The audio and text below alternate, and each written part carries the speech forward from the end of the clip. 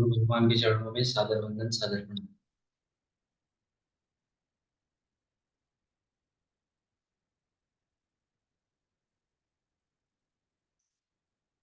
11वां श्लोक। अयनेषु च सर्वेषु यथा भाग्यमुपस्थिता भीमस्य मे वाभिरक्षन्तु भवन्तः सर्व एव। इसीलिए सब मोर्चों पर अपनी अपनी जगह स्थित रहते हुए आप लोग सबके सब भीष्म की ही सब ओर से रक्षा करें। यदि भीष्म जीवित रहता है तो हम जय हैं। इसलिए आप पांडवों से न लड़कर केवल भीष्म की रक्षा करें। कैसा योद्धा है भीष्म जो अपनी स्वयं रक्षा नहीं कर पा रहा, कौरवों को उसकी रक्षा करनी पड़ रही है। यह कोई बाह्य योद्धा नहीं, भ्रम ही भीष्म है। जब तक भ्रम जीवित है तब तक विजातीय प्रवृत्तियां अजय है।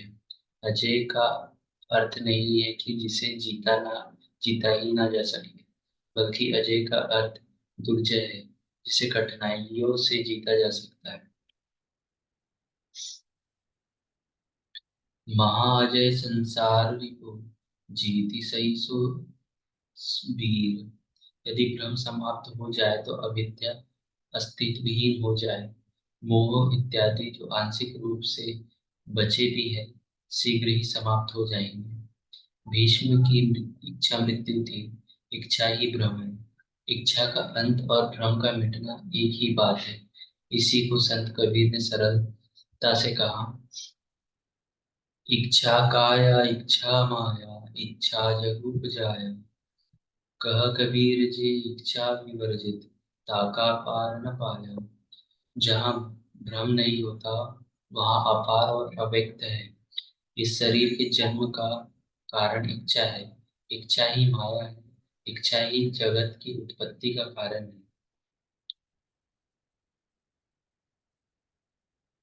सोय कामयत तैत्रीय उपनिषद ब्रह्मानंद बलि अनुवाक छठा। तदैश्च बहुश्याम प्रजायेति छंदोग्य उपनिषद। कबीर कहते हैं जो इच्छा से सर्वथा रहित है ताका पार न पाया, वे अपार अनंत असीम तत्व में प्रवेश पा जाते हैं। यो कामो निष्कामो आप्त कामो आत्मकामो न तस्य प्राणा उत्क्रमणिता ब्रह्मणे सन ब्रह्मापेति।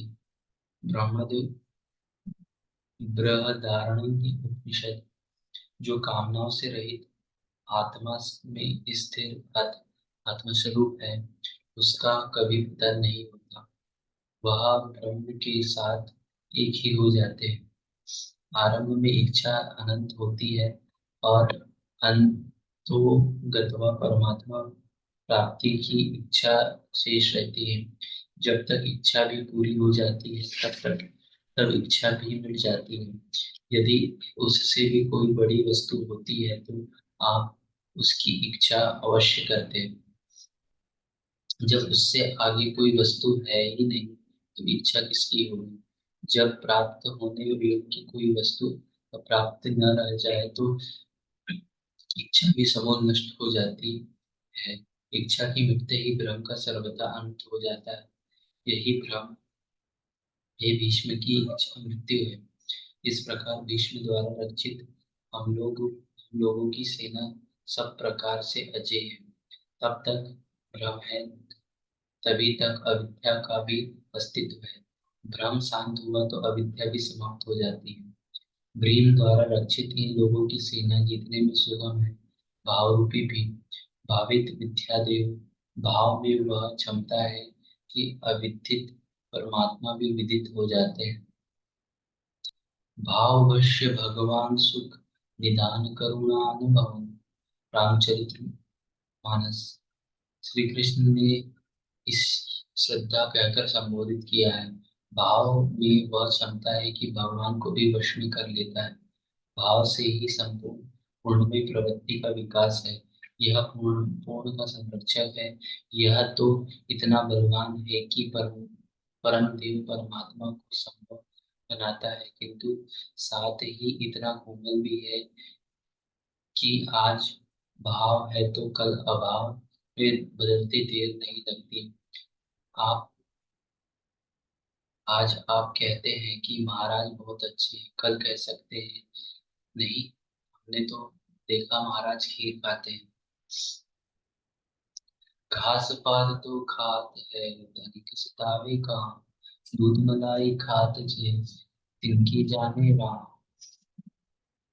इष्ट में लेश मात्र भी त्रुटि प्रतीत होने पर भाव डगमगा जाता है, पुण्यमय प्रवृत्ति विचलित हो जाती उठती है, इष्ट से संबंध टूट टूट जाता है। इसलिए भीम द्वारा रचित इन लोगों की सेना जितनी भी सुगम है, महर्षि पतंजलि का भी यही निर्णय है। सतु दीर्घ काल निरंतरित सत्कारा सेवती दृढ़। योग दर्शन दीर्घकाल तक निरंतर श्रद्धा पूर्वक भक्ति पूर्वक किया हुआ साधन ही दृढ़ हो पाता है।